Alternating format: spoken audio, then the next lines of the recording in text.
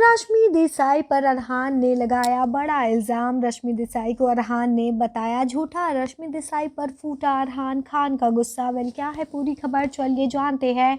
हुआ यूँ कि जब रश्मि वाइल्ड कार्ड के तौर पर घर में आई तो सलमान खान ने उनसे पूछा कि घर की चाबियां कहाँ हैं। तब रश्मि ने बताया था कि अब वो सही हाथों में है, यानी कि उनके माँ के पास है। इसी पर अरहान ने एक इंटरव्यू में कहा, मैं अपने अतीत से मूव ऑन कर गया हूँ, पर बाकी लोग नहीं कर पाए हैं। वो अभी भी रेटिंग्स के लिए ये सारी बातें कर रहे हैं।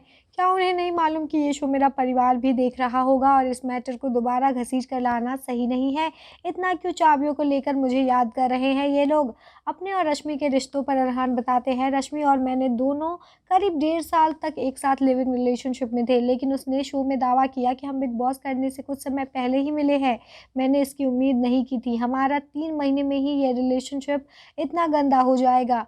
मैंने उससे बिग बॉस के बाद भी टच में रहने के लिए कई बार ट्राई किया, क्योंकि मुझे ऐसा करना सही लगा, लेकिन उसने मुझसे कभी मुलाकात नहीं की, क्योंकि उसे पता था कि मैं उसके घर के अंदर किए गए व्यवहार को लेकर सवाल करूंगा।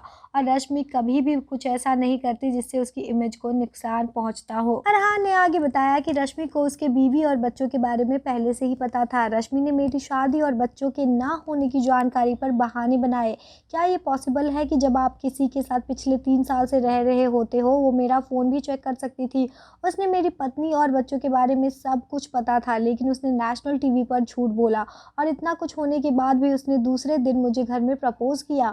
माना प्यार अंधा होता है, लेकिन इतना भी नहीं होता। मुझे पछतावा है कि मैंने दुनिया को ये नहीं बताया कि वो पहले से ही सब कुछ जानती थी।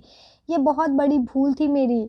मुझे उसकी इमेज की चिंता थी कि वो अतीत में बहुत कुछ झेल चुकी है, इसीलिए मैं चुप रहा कि बाहर आके सब कुछ सही हो जाएगा, लेकिन उसने मेरे साथ ऐसी हरकत की। तो ऐसे करके फूटा है अरहान खान का रश्मि देसाई पर गुस्सा। वेल, आप क्या कहना चाहेंगे इस पूरे मामले को लेकर, ज़रूर बताइए नीचे दिए गए कमेंट सेक्शन में, और चैनल को सब्सक्राइब ज़रूर करें।